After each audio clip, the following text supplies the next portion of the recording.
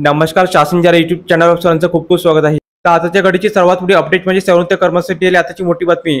त्या संदर्भात त्या एपिसोडच्या माध्यमातून संपूर्ण अपडेट आता म्हणा आहोत. त्यापूर्वी जर आपण चॅनल नवीन असेल तर चॅनलला सबस्क्राईब करायला अजिबात चला. आजच्या अपडेट सहित समजून त्याला सुरू करूया. राजस्थानमधील कर्मचारी आणि पेन्शनधारकांसाठी आनंदाची बातमी आहे. राज्य सरकारने 24-25 अर्थसंकल्पात त्यांच्या कल्याणासाठी अनेक महत्त्वाची घोषणा केल्या आहे. मुख्यमंत्री भजनलाल शर्मा यांनी या घोषणेची माहिती देताना सांगितले की समाजातील सर्व घटकांच्या उत्थानातूनच विकसित राजस्थानचे स्वप्न साकार होऊ शकते. वेतन तफावत दूर करण्याचे आश्वासन. अर्थसंकल्पातील सर्वात महत्त्वाची घोषणा म्हणजे कर्मचाऱ्यांच्या वेतनातील तफावत दूर करण्याचे आश्वासन. मुख्यमंत्र्यांनी सांगितले की या संदर्भात शिफारसी लवकर लागू केल्या जातील. यामुळे कर्मचाऱ्यांच्या वेतनात तत्काळ वाढ होण्याची शक्यता आहे. पेन्शनधारकांसाठी विशेष तरतूद. 70 ते 75 वर्ष वयोगटातील पेन्शनधारकांसाठी सरकारने 5% अतिरिक्त भत्ता जाहीर केला आहे.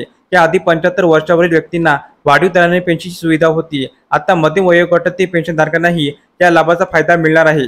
सेवेत असताना मृत्यू झालेल्या कर्मचाऱ्याच्या कुटुंबियासाठी मदत. केंद्रीय नागरिक सेवा पेन्शन नियम 2021 नुसार एप्रिल 2024 नंतर सेवेत असताना एखाद्या कर्मचाऱ्याचा मृत्यू झाल्यास त्याचे कुटुंबियांना 10 वर्षांसाठी वाढीव दराने कुटुंब निवृत्ती वेतन मिळेल.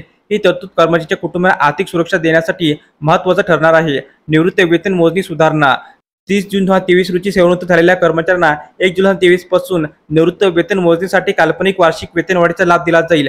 भविष्यात दरवर्षी 30 जून रोजी निवृत्त वेतन होणाऱ्या कर्मचाऱ्यांना हा लाभ मिळेल.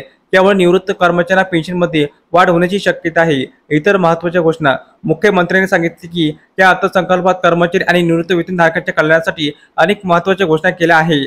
यामध्ये जास्तीत जास्त ग्रॅज्युटीच्या रकमेत वाढ, निवृत्त वेतनात वाढ आणि वैद्यकीय सुविधेमध्ये सुधारणा यांचा समावेश आहे. या सर्व उपायामुळे कर्मचारी आणि पेन्शनधारकांच्या जीवनमानात वाढ होण्याची अपेक्षा आहे. कर्मचाऱ्यांचे योगदान. मुख्यमंत्री भजनलाल शर्मा यांनी कर्मचारी योगदानाचे कौतुक केले. ते म्हणाले की कर्मचारी हा आपल्या समाजाचा अभिमान आहे, जे आपले जीवन राज्याच्या सेवेत समर्पित करतो.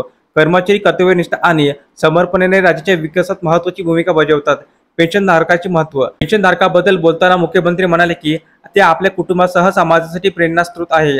निवृत्त वेतनधारकांचा अनुभव आणि ज्ञान ही राज्याच्या विकासासाठी अमूल्य संपत्ती आहे. सामाजिक जबाबदारीचे आव्हान. मुख्यमंत्र्यांनी कर्मचाऱ्यांना एक महत्त्वाचे आवाहन केले.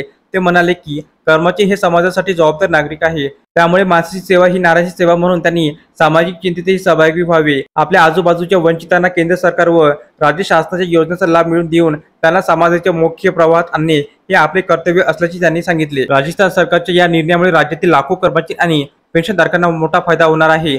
वेतन तफावत दूर करणे, पेन्शनमध्ये वाढ आणि इतर कल्याणकारी उपायांमुळे त्यांच्या आर्थिक स्थिती सुधारणा होण्याची शक्यता आहे. मात्र मुख्यमंत्र्यांनी केलेले सामाजिक जबाबदारीचे आवाहन देखील महत्त्वाचे आहे.